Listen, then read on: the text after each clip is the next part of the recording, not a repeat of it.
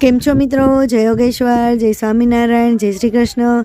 હું છું શિલ્પાસ કિચનમાં નહીં આજે, પરંતુ આજે હું મારા ગામડાનું ઘર જે છે એ કેવું છે એ હું તમને બતાવવા માટે લઈ આવી છું. અહીંયા ચાલુ છે ઢીકા ઢગલી, જો ઢીકા ઢગલી ચાલુ છે. એ તો જ ભણા બેસે એમ છે, કોઈ ભણા બેસતું લે. અમે કેવી મોજ કરી છે અને અમારું ગામડાનું ઘર કેવું છે, ત્યાં શું છે, કેવું વાતાવરણ છે એ બતાવીશ તમને. મિત્રો, ગામડામાં રહેવું કોને કોને ગમે છે ને એ મને કમેન્ટમાં કહેજો. હવે અત્યારે હમણાં કોરોના આવી રહ્યો છે, સિટીમાં તો બહુ જ ઝડપથી કોરોના વધી રહ્યો છે.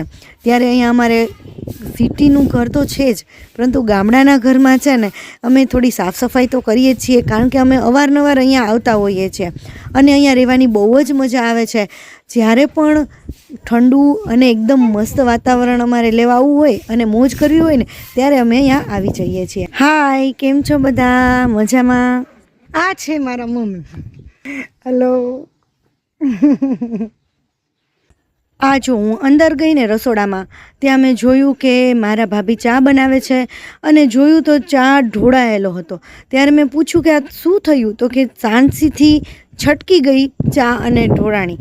એની હાલચાલ તો પૂછી જોઉં, આ શું થયું અને તે શું લગાડ્યું છે હાથમાં? કેટલીક દાજી, બહુ દાજી તો નથી ગઈ ને? ના ના, બહુ નથી, થોડાકમાં પતી ગયું. ફળફોલા થાય તો તરત મલાઈ લગાડી લીધી તે? હા, મલાઈ તરત લગાડી એટલે કઈ વાંધો નથી આવે. મલાઈ લગાડી લીધી તો પછી ફળફોલા નહીં થાય ને? ના ના, થાય એવું લાગતું નથી ગયું. અરે રે, અહીંયા તો આ દાણાનો ઢોળીને ઢગલો છે. આ અમારે ટબુડીએ ઢોળ નાખ્યું. આય આમ જોતો, આમ શું ઢોળ્યું આ તે? હે, આ શું ઢોળ નાખ્યું? આ શું ઢોળ નાખ્યું? આ કોને ભપ કર્યું? કોને કર્યું? મહેમાની શું પીતી હોય? જલ્દી ભૂપી લે, જલ્દી ભૂપી લે. એ નો પડાય બધાય ના જલ્દી પી ગયા. કહું હોય મીઠા કદી ઘણું કડિયા તે ચોકલેટ દઈશ. ચોકલેટ ચોકલેટ ખાવા માટે તો ફટાફટ કડું કડિયાતું પી ગઈ. મારા મમ્મી અવારનવાર અમને બધાને કડું કડિયાતું પાતા હોય છે. ચોકલેટ ખાઈ. હાય માની. હાય હાય. હિમાની વિડીયોમાં આવશે હો ને? ટીવીમાં આવશે તારે? હા, ટીવીમાં આવશે. જ્યારે પણ મેં એવો વ્લોગ બનાવ્યો હોય કે જેમાં એનો સીન આવતો હોય તો એવો વિડીયો જોવો તો એને બહુ જ ગમે છે. મારે હમણાં 50Kનું સેલિબ્રેશન કર્યું, એમાં એનો સીન આવતો હતો ને, તો એ વિડીયો તો એ અવારનવાર જોયા કરે. જો અહીંયા છે ને મગફળી ફોલાઈ છે, બધા મગફળી ફોલવા લાગી ગયા છે. આ ઢીકા ઢગલી ચાલુ છે, ઢીકા ઢગલી. જો ઢીકા ઢગલી ચાલુ છે. એ તો જ ભણા બેસે એમ છે, કોઈ ભણા બેસતું લે. ચા બધાય ઢીકા ઢગલી પોતપોતાની મગફળી, પપ્પાની તો બધી મગફળી ફોલાઈ ગઈ અને ઢોળીને ઢગલોય થઈ ગયો છે. હા, અમારી આને ઢોળીને ઢગલો કરી દીધો. એ ઈમાની ત્યાં મગફળી ઢોળી ને, આ ઢોળ નહીં કીધે. આ કોણે ઢોળી? આ કોણે ઢોળી? હે, તે ઢોળી હિમાનીએ ઢોળી. આ જો મારો ભાઈ છે ને, એને મગફળી ફોલવાનું કીધું ને, તો કે મારા હાથ છે ને બહુ સોફ્ટ છે. સોફ્ટવેર એન્જિનિયરના હાથ છે ને સોફ્ટ છે, એટલે ઈ મગફળી ફોલવા ન બેઠો. આ ઢીકા ઢગલી તો એમનું કોઈ બેસતું નથી, બધાને આંગણામાં લાગે છે. એટલે આ બધાને એક તપેલી આપી દીધી, એટલે આ બધા બોલી તો નાખે. એટલે જે છેલ્લે રહી જાય એને બધાય ઢીકા મારવાના એમ ને? હા, એને ઢીકા ઢગલી કહેવાય. એને ઢીકા ઢગલી કહેવાય.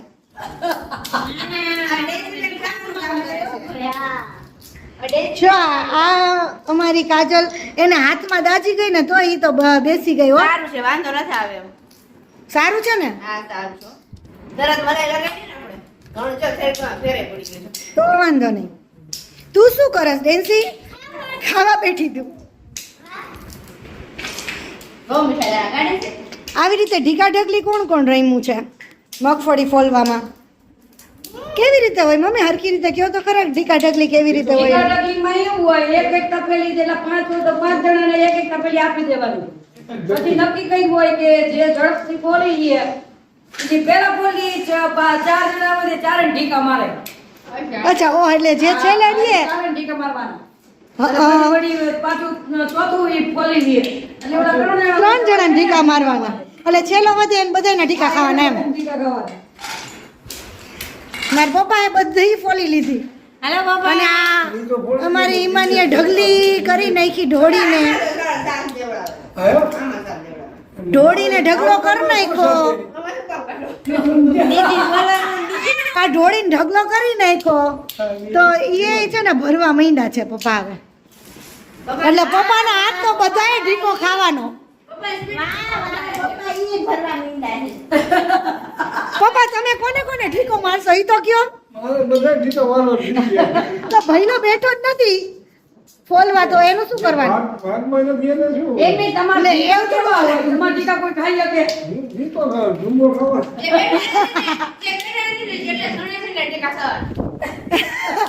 જે બેઠા નથી એને બધાને ઢીકા ખાવાના હે. હા લે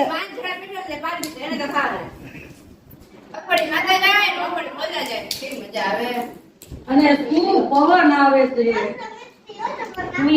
ગામડાનો મીઠો સરસ મજાનો પવન બહુ મજા આવે. ચાલે છે અને ટીકા ગલી જાય છે. અને એમાંય તાર પપ્પાએ બબે વાર પાણી છાંટી દીધું પડે. હા હા હા એટલે આવી ગરમીમાં ફળિયામાં બહુ મજા આવી ગઈ.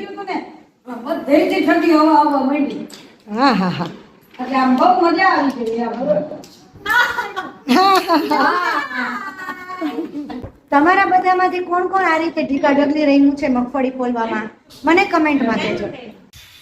હેલો ચલો હું તમને મારા ગામડાના ઘરનું ગાર્ડન બતાવું છું. અહીંયા અમે અજમો વાવેલો છે અને આ અજમો કેટલો બધો થયો છે તમે જોઈ શકો છો અને એટલો તાજો અને એની સુગંધ તો બહુ જ સરસ આવે છે પણ ઘેઘૂર થઈ ગયો છે પણ બહુ વધારે પડતો અજમો થયો છે એટલે આ અજમાના ભજીયા હું બનાવવાની છું અને મારા મમ્મી એમ કહે છે મારા પપ્પા કહે છે કે આ અજમાને કાઢી નાખવો છે તો હું એ પહેલાં અજમો લઈ લઉં અને એના પાન જુઓ તમે કેટલા સરસ છે એકદમ મોટા મોટા તો આના એક વખત તો હું ભજીયા બનાવવાની છું.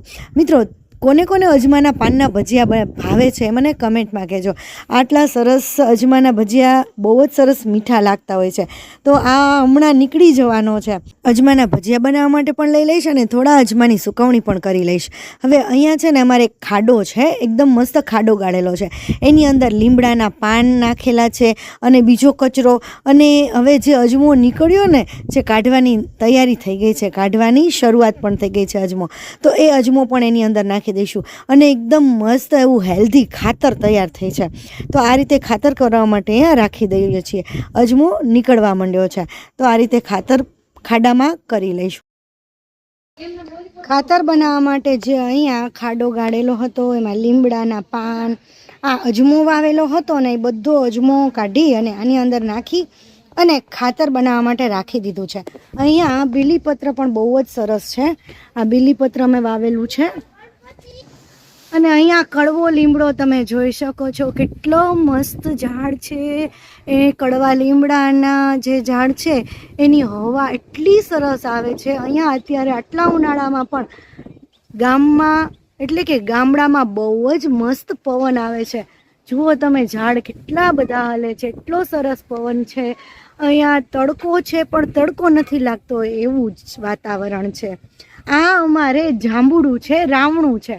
રાવણું કહી શકાય જાંબુડું કહી શકાય તમે શું કહો છો ને રાવણું અને જાંબુ બે અલગ અલગ કયો કે એક કયો છો એ મને કમેન્ટમાં કહેજો તમે કે રાવણું કોને કહેવાય અને જાંબુડું કોને કહેવાય. હવે અહીંયા ઘણા બધા એલોવેરા વાવેલા છે.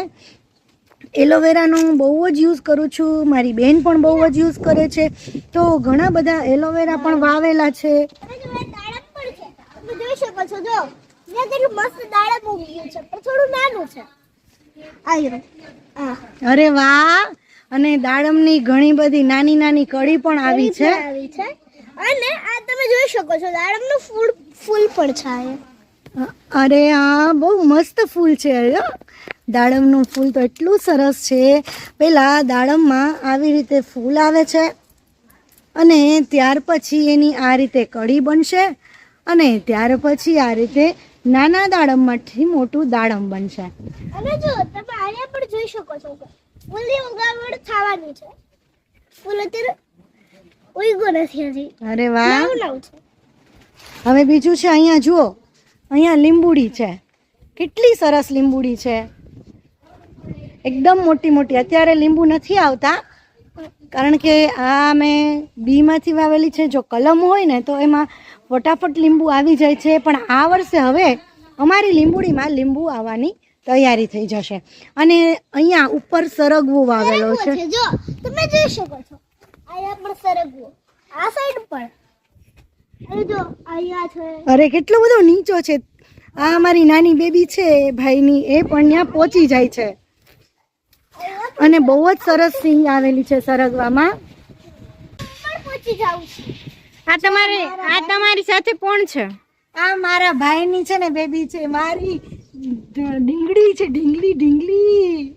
હા, આજે હું પણ પહોંચી જાઉં છું. કેટલા દિવસ આને તો સરગવાનું શાક તો બહુ જ ભાવે છે. અહીંયા આવી ગઈ મારા ભાઈની બીજી નાની તોફાની મારી ભત્રીજી.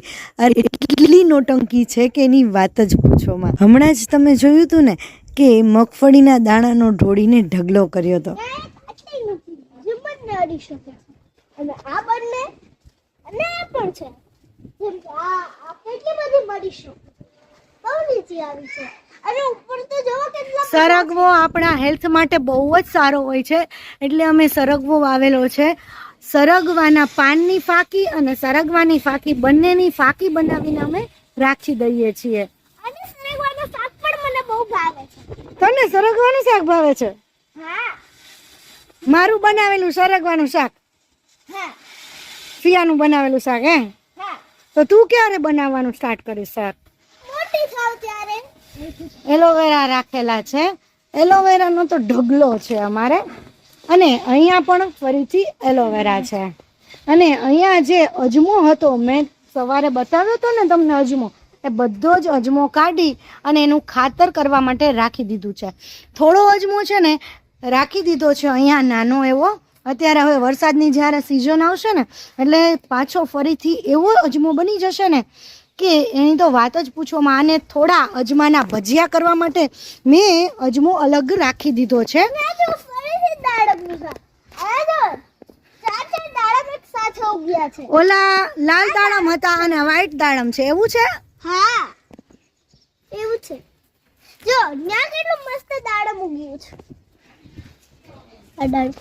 અચ્છા, અરે આ તો મોટું બધું દાડમ થઈ ગયું છે. તને ભાવે દાડમ? હા મને ખૂબ જ ભાવે. અને અહીંયા અમે પપૈયા પણ વાવેલા છે.